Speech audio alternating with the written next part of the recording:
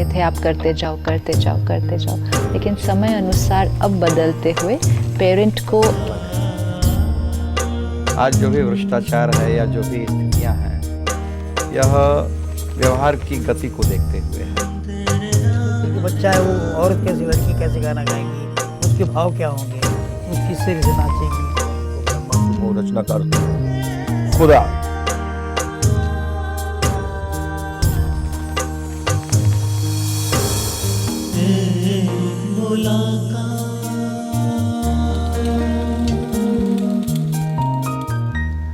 दोस्तों, ईश्वर सबसे बड़ा निर्देशक है और आज हमारे दिए बेहद हर्ष की बात है कि हमारे बीच भारत के फिल्म जगत के मशहूर निर्देशक सुभाष घई जी हमारे साथ मौजूद हैं इस स्टूडियो में।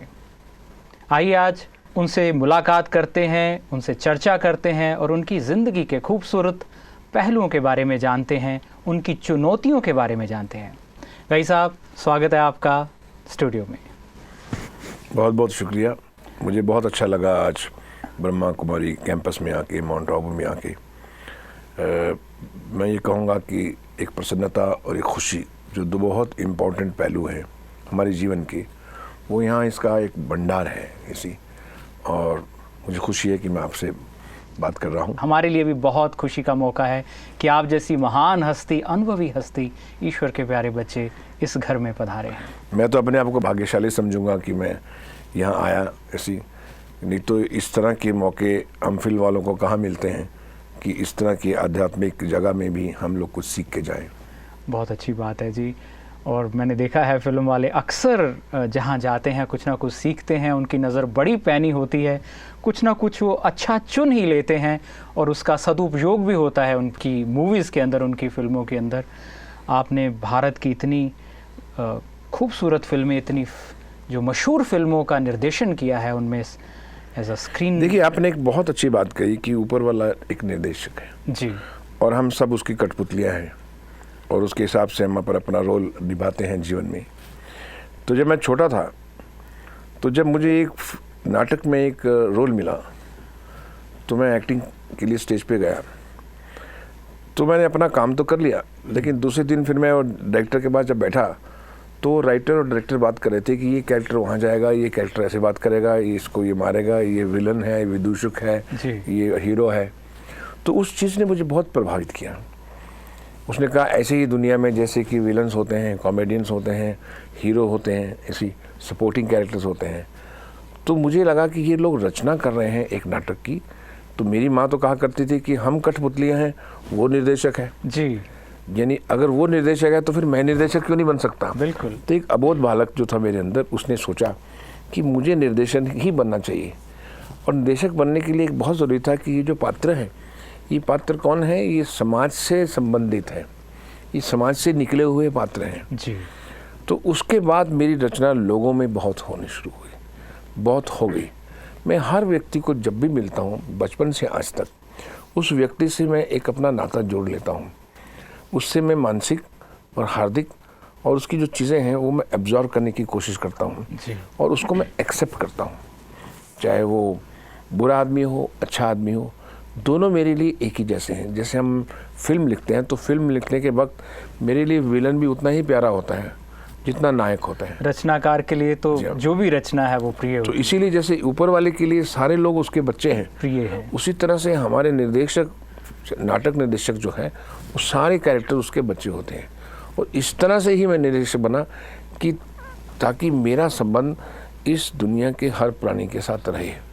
और जब मैं वो पोर्ट्रे करता हूँ तो मैं कहीं ना कहीं से सीख के करता हूँ। जैसे आपने कहा कि हम हर दिन, हर पुरुष, हर स्त्री से कुछ सीखते हैं। और इससे बड़ा व्यवसाय, इससे बड़ी खुशी किसी को नहीं हो सकती। क्योंकि मैं जब डॉक्टर्स को देखता हूँ, लॉयर्स को देखता हूँ या कुछ साइंटिस्ट को देखता हूँ, तो मुझे लगता है कि इन्होंने अपनी ज़िंदगी के 50 साल सिर्फ एक ही दिशा में लगाए हैं, टॉप लॉयर बनने के लिए, इन्हें टॉप डॉक्टर। उसको सिर्फ डॉक्टर के सिवा उनको बाकी कुछ मालूम नहीं, अगर है तो थोड़ा बहुत है। लेकिन उन्होंने सब लोगों को नहीं देखा है इसलिए मैं अपने आप को लकी समझता हूँ कि मैं फिल्म डायरेक्टर हूँ। मैं मैक्सिमम लोगों को मैं देखा है, उनको महसूस किया है। विहंग और बड़ा विराट नजरिया आपका हो जाता तो पूरे संसार को, पूरे समाज को, पूरी राजनीति को हम एक बड़े ही मुस्कुराहट के साथ देखते हैं।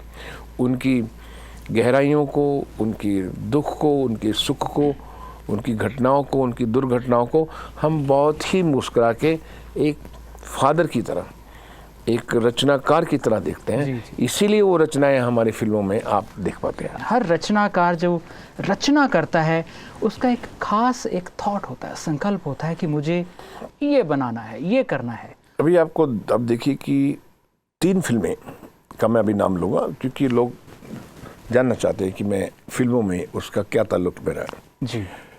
एक फिल्म बनी थी विधाता, एक फिल्म बनी थी परदेश, और एक फिल्म थी ताल।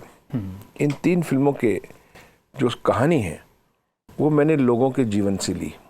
किसी के जीवन की कहानी है वो एक काल्पनिक कहानी तो है, लेकिन काल्पनिक कहानी किसी से प्रेरित कहीं से हो। जी। मुझे याद है कि एक विधाता कहानी मैंने कैसे बनाई कि मुझे एक बहुत ही बुजुर्ग जो थे हमारे यूपी के थे, बहुत रईस लोग थे वो, और उनका कुछ लिकर का बिजनेस था, बहुत ठेके थे उनके पास। तो एक दिन मेरे पास आए, हमारी जान पहचान के थे, रिश्तेदार थे, मैं उनको अंकल कहता था। तो कहने लगे बेटा मैं आया हूँ तुम्हारे पास।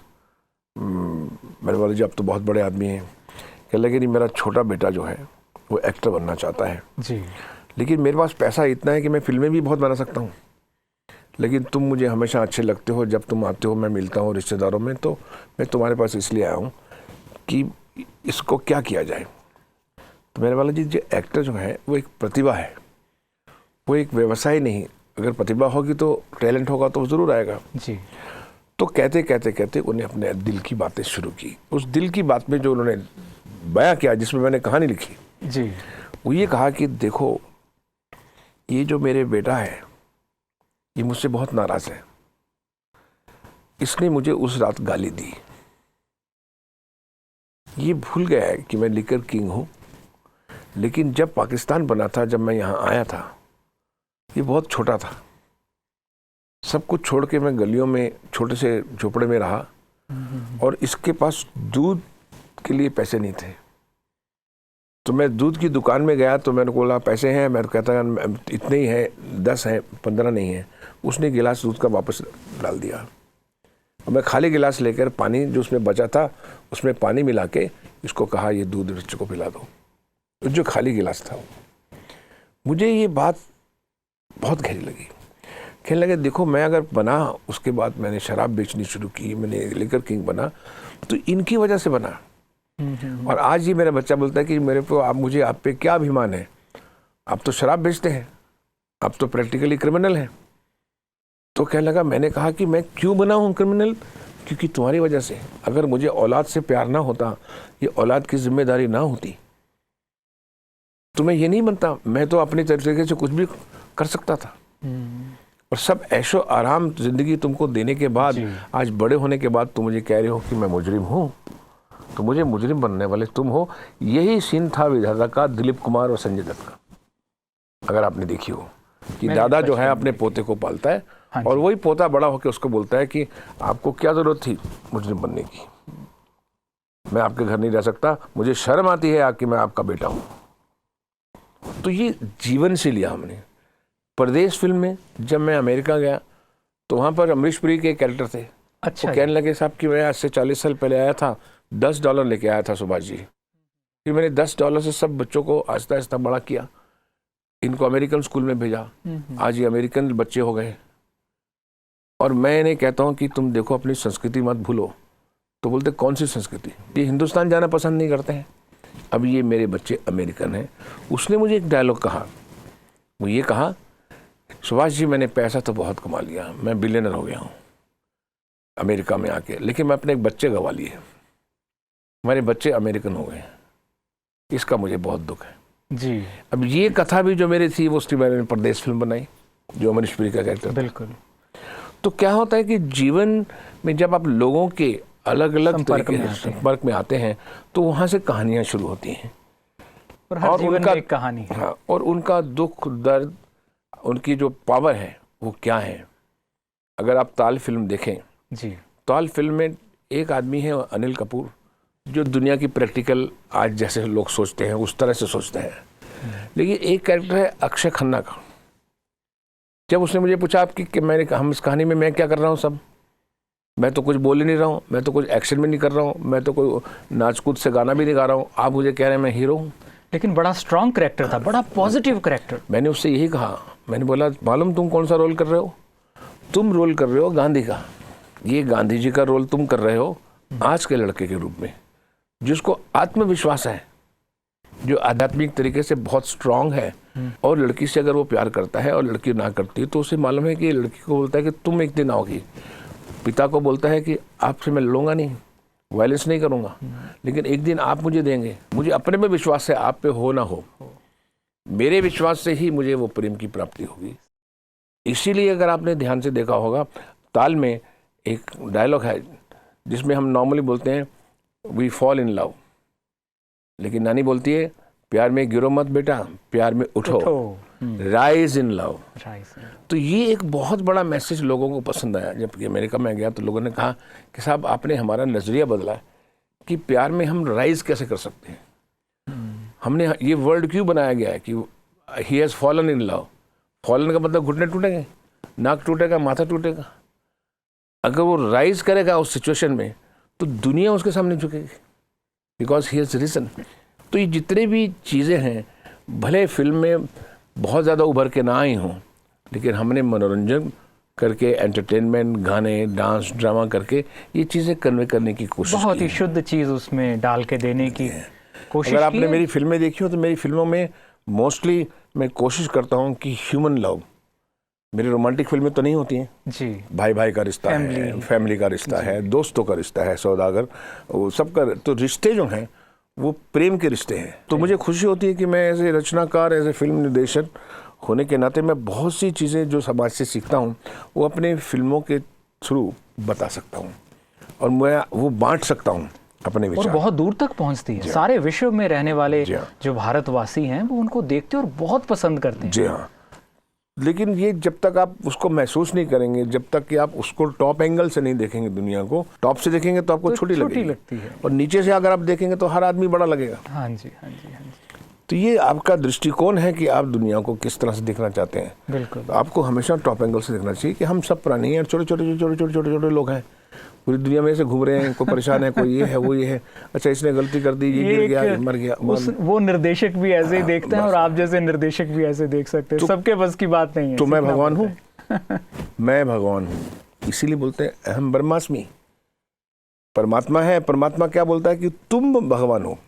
अहम ब्रह्मास्मि याद रखो, ब्रह्मा तुम हो, रचनाकार तुम हो, खुदा, खुद वर्ड से खुदा बनाया ना, एक डंडा ही तो लगा है जी। तो सारी शक्ति, सारी एनर्जी जो वो मुझ में है, मुझ में आत्मबल है, आध्यात्मिक है। मेरी आत्मा अगर शुद्ध है, मेरी आत्मा स्ट्रांग है तो मैं ईश्वर हूँ, क्योंकि मैं अपने ईश्वर से जितनी भी अच्छी पॉजिटिव एनर्जी है मैं दूसरों को दे सकता हूँ। जो आप भगवान से करने से, पिता भगवान होती है, माँ भगवान होती है, माँ सब पॉजिटिव एनर्जी देती है बच्चों को जी। तो हम सब भगवान हैं अपने लिए, दूसरों के लिए। उसका अगर हम रूप बन जाएं तो इससे बड़ी अच्छी बात क्या हो सकती है। वैसा वास्तव में हमारा जो असली रूप है वो तो बिल्कुल उनके जैसा ही है, ईश्वर जैसा। जी हाँ। जैसे एक पानी की बूंद में भी सागर की सारी प्रॉपर्टीज होती हैं, ऐसे हमारे अंदर भी ईश्वर के सारे गुण हैं, लेकिन हम मनुष्य बनना चाहते हैं। क्या करते हैं? नहीं, हम मनुष्य बनना चाहते हैं, हम सुभाष घई बनना चाहते हैं, हम रतनलाल बनना चाहते हैं, हम महाजन बनना चाहते हैं, अंबानी बनना चाहते हैं। कि तुम मेरे हो तो मेरे जैसे बनो। ये बड़ी गहरी बात कही आपने, और मुझे बड़ी खुशी की बात है कि आप इन गहराइयों को इतनी अच्छी तरह से समझते हैं। भाई साहब, आपके आगे फिल्म जगत में जब बनाते हैं तो बहुत सारी चुनौतियां आती होंगी, कभी हीरो से, कभी हीरोइन से, कभी और मुद्दों को लेकर कैसे टैकल करते हैं? मुझे 1 महीना पहले कोई एक बहुत अच्छी राइटर्स थी दिल्ली में, जो कि एक किताब लिख रही हैं कि फ्रॉम फेलियर टू सक्सेस जी। तो उन्होंने कहीं मुझे चुन लिया, एक 10 आदमियों का उनको इंटरव्यू चाहिए था, तो मेरे पास आई कि मैं आपकी कहानी, जो कि आपका कहानी जो है एक नॉर्मल लड़के से जिसके पास कुछ नहीं था और उसके बाद सुभाष घई बना, सुभाष से सुभाष घई बना, तो मैं ये जानना चाहती हूँ कि आप फेल कितनी बार हुए। और मैंने कहा कि अगर मैं याद करूं तो मैं अपने जीवन में 11 बार फेल हुआ। और पास कितनी बार हुए? सुनिए ना, अब पास का फाइनल रिजल्ट है कि आप मेरा इंटरव्यू ले रही हैं, आप मेरे लिए आप किताब लिख रही हैं, लोगों को बता रही हैं। जी। लेकिन ये 11 बार जितनी बार मैं फेल हुआ, चाहे वो अपने पर्सनल जीवन में हुआ, प्रोफेशनल जीवन में हुआ, वर्ल्डली जीवन में हुआ, इसी पैसे से हुआ, संस्था से हुआ, तो हर फेलियर को मैंने अपना स्टेपिंग स्टोन बनाया। जब भी फेलियर आया तो मैं मुस्कुरा दिया। उसी तरह से, जिस तरह से कि अगर बच्चा जब गिर जाता है घुटने से तो माँ पहले ही कोशिश करती कि वो हंस दे, फिर वो बोलती क्या हुआ, बोलती चोट लगी, तो बोलते देखो कौन चींटी, चींटी ने कहा ना, वो चींटू को ऐसे मारती है बच्चों को खुश करने के लिए। अगर माँ भी साथ में रोने लगेगी तो बच्चा और दहाड़ के रोएगा। सही बात है। तो इसी तरह से जीवन भी ऐसा है कि अगर हमने उस रोने को और दुख को गले लगा लिया तो और भी दुख हो जाएगा और सब जगह फैल जाएगा और सब नेगेटिव हो जाएगा। जी। अगर आप मुस्कुरा दिए अपने घटनाओं पर, अपने फेलियर पे, अपने गिरने पे, तो सब चीज़ों से आपको मतलब निवारण हो जाएगा। निवारण हो जाएगा, आप मुक्त हो जाए, परे हो जाओगे, मुक्त हो जाएंगे और आप एक ग्लो मुस्कुराते ही आप उससे निकल आए। बस, तो लोगों को लगेगा कि आप तो बहुत ही बलवान हैं और आपको खुद को भी लगेगा इसी, और आप उसको स्टेपिंग स्टोन बना के फिर आगे चलेंगे। जी। और आपको मेरे फेलियर्स के बारे में कहानी है तो सबको मालूम है। फिलहाल पिछले दिनों काफ़ी ये बात उठती रही जो आपका स्कूल है व्हिस्लिंग वुड्स, जी हाँ। उसका बड़ा चर्चा रहा है, उसकी किस्से रहे हैं। आपने कैसे सुलझाई वो गुत्थी, कैसे इतनी अच्छी तरह आपने उसमें अपना वक्त निकाला? आप किसी योगी से कम नहीं लगते हैं जब उस आपके सारे सफ़र को देखा जाए तो। नहीं, मैं नॉर्मली कर्म योगी होने की कोशिश करता हूँ, धर्म योगी हूँ या नहीं मालूम नहीं लेकिन कर्म योगी मैं ज़रूर हूँ। ये मैंने अपनी माँ से सीखा था। और जब कर्म योगी होता है तो उसमें एक अपनी सच्चाई और नोबिलिटी लेकर चलना बहुत ज़रूरी होता है आगे बढ़ने के लिए। Honesty is a best policy, it is not a virtue. अगर पॉलिसी है ऑनेस्टी तो आपको लोग साथ में रहेंगे, आपके कुदरत भी साथ दे। जैसे आज आप पूछ रहे हैं कि आपका व्हिस्लिंग वुड्स इंटरनेशनल जो है वो एक दुविधा में है, अंडर फायर है, लेकिन आपको मेरे साथ सिंपैथी है। मेरी दुनिया वालों को, सरकार को, सरकार के कर्मचारियों को, बहुत से लोगों को सिंपैथी है कि सुभाष जी के साथ जो ये हुआ है वो अच्छा नहीं हुआ है। अब उसे कालचक्र कह लीजिए या उसे कुछ भी कह लीजिए, क्योंकि ये चीज़ जो व्हिस्लिंग वुड्स है ये मेरी अंदर की एक छोटी कहीं से नोबिलिटी है जिसके लिए मेरे को घमंड है कि मैंने कुछ तो ज़िंदगी में अच्छा किया है। तो ये कभी भी व्यर्थ नहीं जाएगा, अगर जाएगा तो चला जाएगा। क्योंकि आज से 20 साल पहले जिस वक्त की मेरे पास ईश्वर ने सफलता दी, पैसा दिया, तो मैंने सोचा कि मैं उन बच्चों के लिए एक संस्था बनाऊं। बॉम्बे में कोई भी ऐसी लाइब्रेरी या ऐसा स्कूल नहीं है जो कि जो स्टार्स के बच्चे नहीं हैं उनके लिए पढ़ने के लिए एक लाइब्रेरी नहीं है। जी। आने वाले सिनेमा जो है वो एजुकेटेड लोगों का होने वाला है, बढ़ने वाला है। तो मैंने एक स्कूल खोला। उस स्कूल के लिए मैंने सरकार से थोड़ी सी लैंड मांगी, उन्होंने हमको ज़मीन दी, उन्होंने एक जॉइंट वेंचर किया। हमने 5 साल उसका रिसर्च वर्क किया कि एक नए किस्म का कोर्स कैसे बनाया जाए। मैं कुछ 32 स्कूल, फिल्म स्कूल घूमा पूरे देशों में जाके, वहाँ से मैंने प्रोस्पेक्टस लिए, एक्सरसाइज ली, सब लिए, और उनका एक अध्ययन करके मैंने एक सिलेबस बनाया और अपनी फिल्म इंडस्ट्री के सब दोस्तों को कहा कि आप आओ और पढ़ाओ। उनसे सिलेबस बनाया, वो पढ़ाने लगे। उसके बाद हम इन्होंने ज़मीन दी, हमने सारा पैसा उस पर खर्चा कर दिया। 2001 में इंस्टीट्यूट शुरू हुआ। आज 10 साल 12 साल रहा। पता लगा बीच के अंदर कि उनके बीच में सरकार वर्सेस सरकार, मिनिस्ट्री वर्सेस मिनिस्ट्री में कुछ कागजात ठीक नहीं थे। तो उन्होंने कहा कि सुभाष जी आप चेंज कर दीजिए, जॉइंट वेंचर की जगह इसको लीज पे ले आते हैं। मैंने बोला जी आप कर दीजिए, अभी तो हमने सब कुछ कर लिया है और हम इसको आगे बढ़ाना चाहते हैं। लेकिन 10 साल के बाद जब 2-3 चीफ मिनिस्टर चेंज हुए, फिर किसी ने एक PIL किया, किसी महानुभाव ने जी कि ये जगह गलत दी गई है, एक चीफ मिनिस्टर ने इसको फेवर किया है। तो हमको ये बताया गया कि साहब ये तो इलीगल है और ये आप उसको वापस दे दीजिए। तो हमने कहा कि सब हमने जो 10 साल मेहनत की है, 5 साल 20 साल का हमारा डेडिकेशन है, जी, अगर सरकार के कागजात ठीक नहीं हुए हैं तो हमारा तो कोई कसूर नहीं। कहीं हमने अगर मॉडिफाइड किया है या हमने कोई कसूर किया तो हमें बताइए। पर वो बोले कि नहीं, ये कानूनन जो है वो गलत किया सरकार ने, इसलिए हम सरकार को ठीक करना चाहते हैं। हम उनको कहना चाहते हैं कि आपने गलत किया, आप ज़मीन वापस लीजिए। तो उस क्रॉस फायर में जो है हमें हुआ। तो मुझे कोई इस बात का दुख नहीं, क्योंकि मुझे मालूम है कि इसमें हमने कोई बेईमानी नहीं की है, हमने कोई भी गलत बात नहीं की है।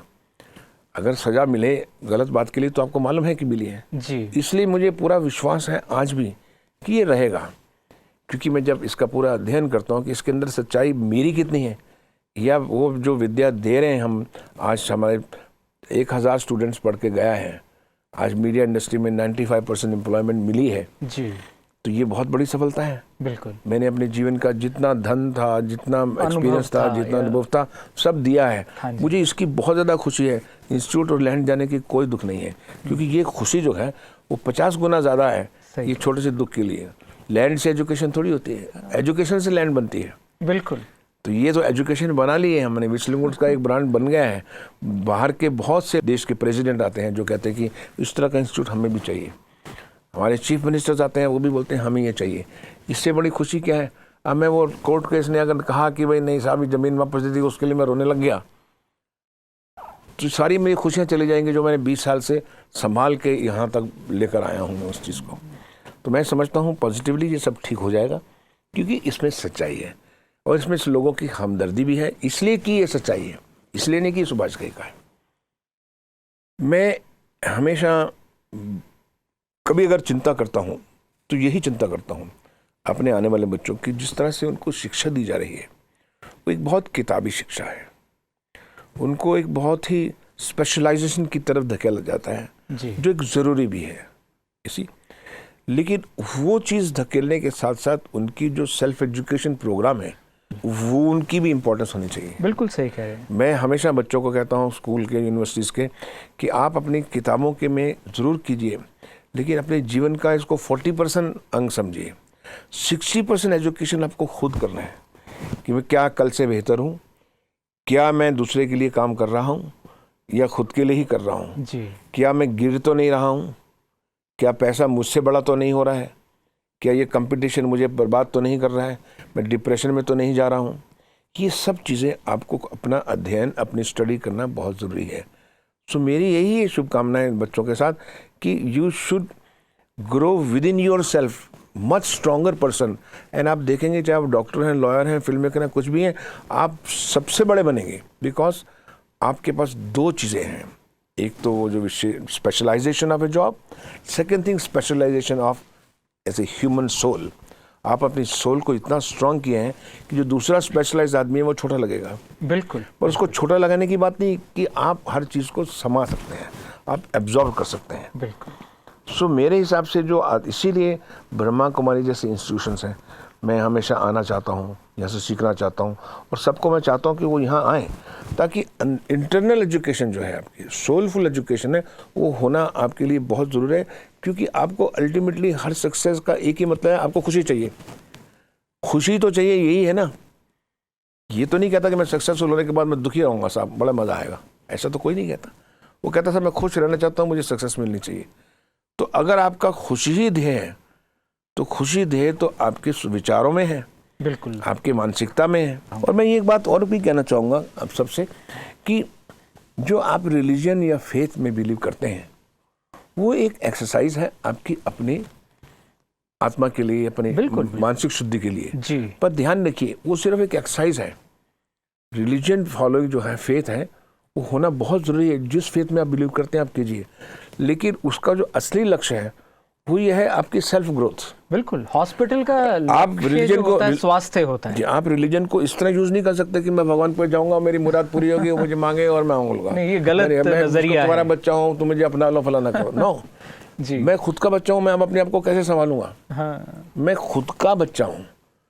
वो एक्सरसाइज रखिए अपने फेथ की, लेकिन आप अपने आप को सेल्फ ग्रोथ प्रोग्राम बहुत इंपॉर्टेंट है, above your religion, above your all faiths. जी, यूनिवर्सल तरीके से अगर आप सोचिए, भारत की you are a son of a sun.